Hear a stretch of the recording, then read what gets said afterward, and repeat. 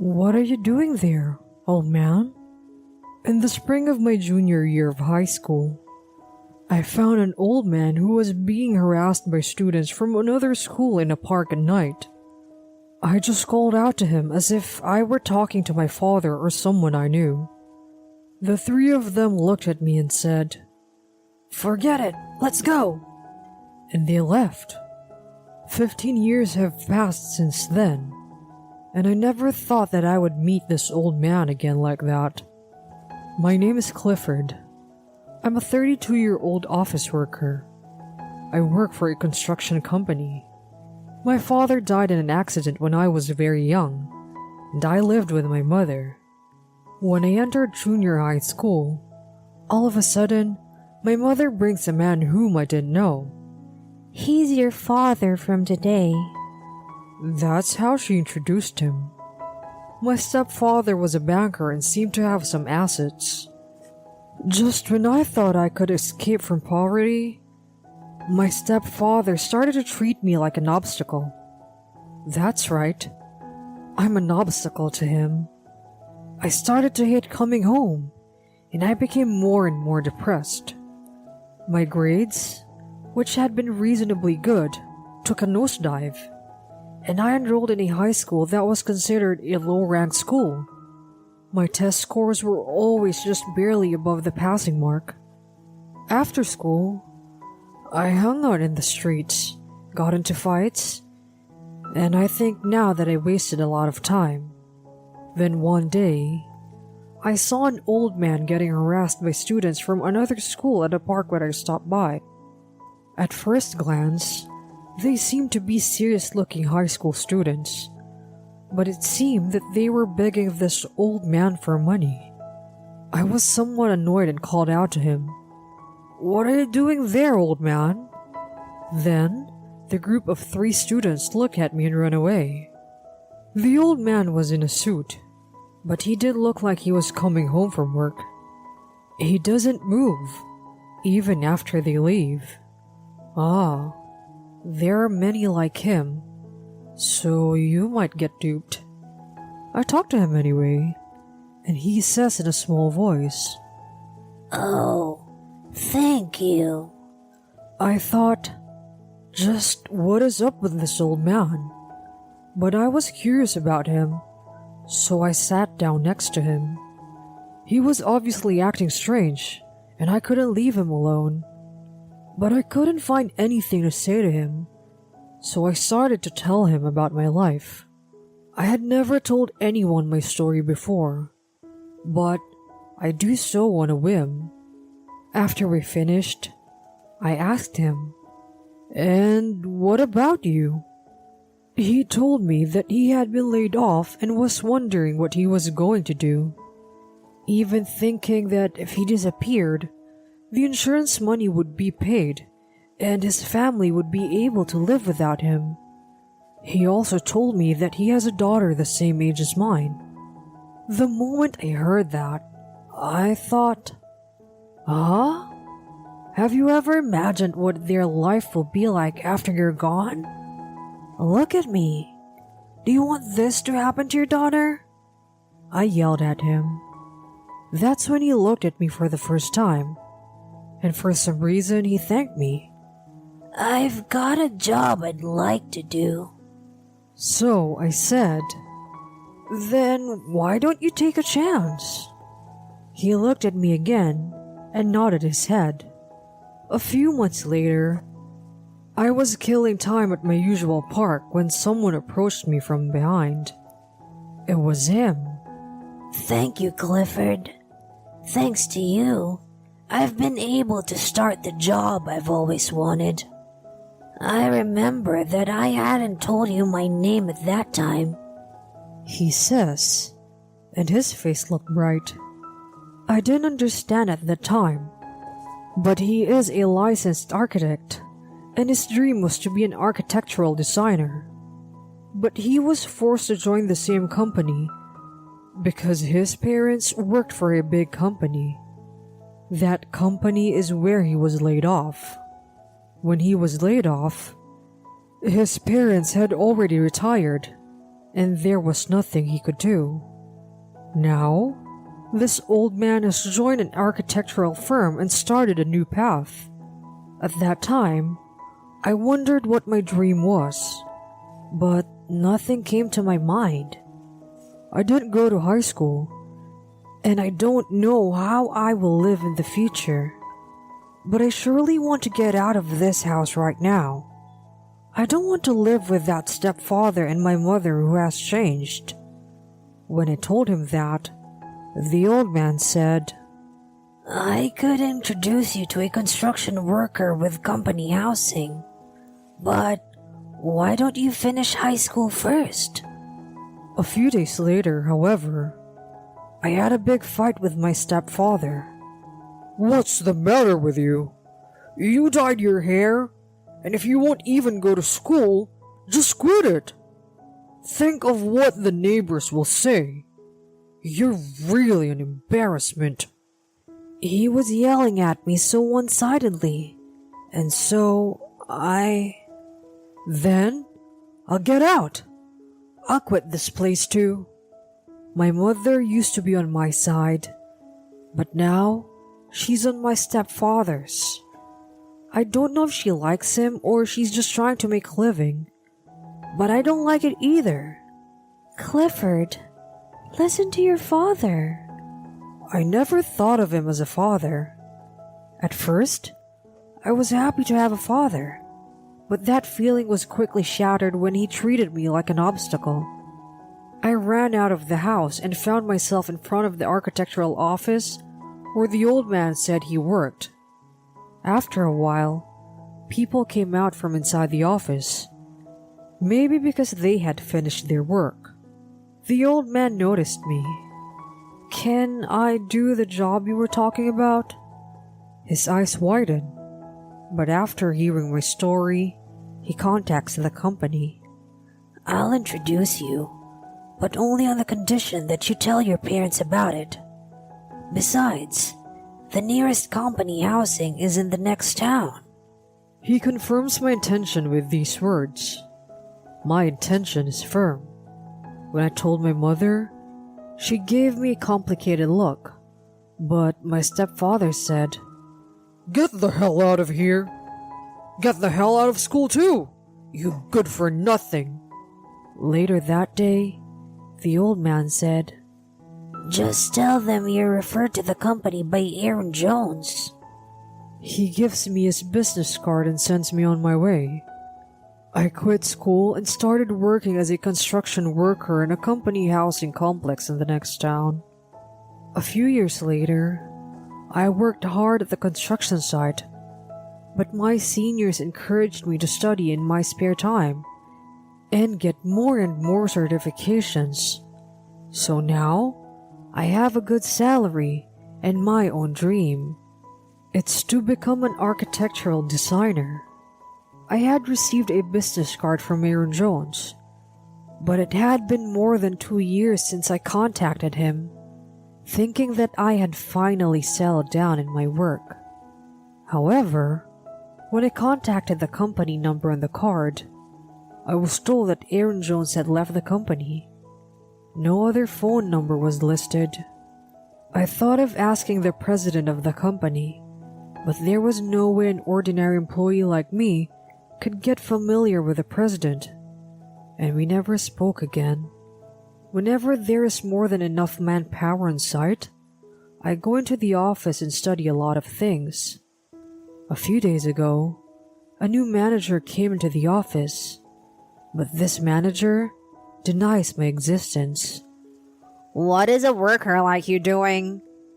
My senior co-workers and supervisors understand me, but this guy? I heard you're a middle school dropout. Unlike you, I'm from a prestigious university that even an idiot like you knows. Surely, I know the name of that university, and it must be a great school. But I didn't think anything about it because I wasn't interested in the university. There is a rumor going around that this guy is a relative of the president of the company, and that he had joined the company with his connections After a restructuring at his former workplace, even though I was always being told off by this manager, I was still indebted to the president for hiring me, and I never thought of quitting this company. Sometime later, I was asked to attend a social gathering with a client. However, when I went to the reception hall, my name was left alone for some reason. I was helping at the side and came late. Maybe I am supposed to bring this nameplate to the table by myself? Or is it someone's mistake? As I was looking around, the manager came to me. Your seat is there. A middle school dropout looks good in the last row.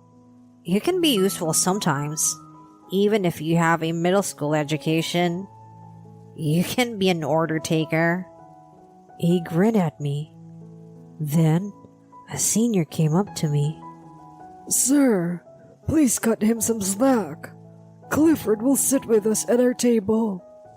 But he said, You are going to ruin your reputation if you protect a middle school dropout like this. He laughs at my senior co-worker and drives him away with his hand. I start a talk, not wanting to involve him too. Sir, I understand. It's all right here. Then he turns to me and starts laughing loudly. You can finally say something decent now, even though you drop out from middle school.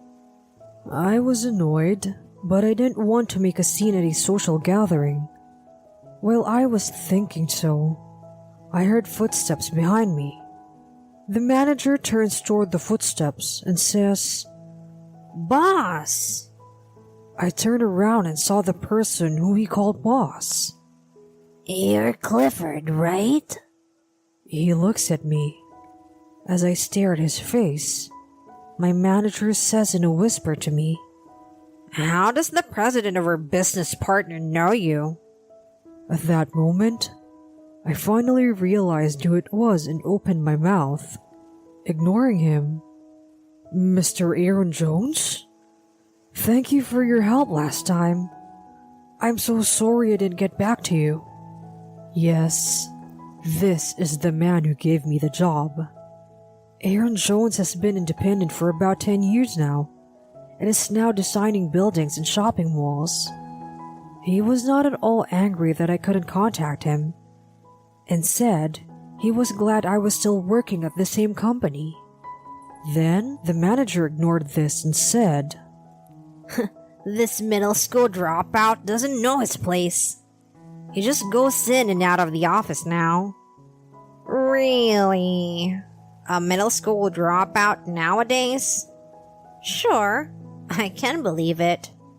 But he can't do his job and he's always dragging me down. He's in charge of orders today, by the way.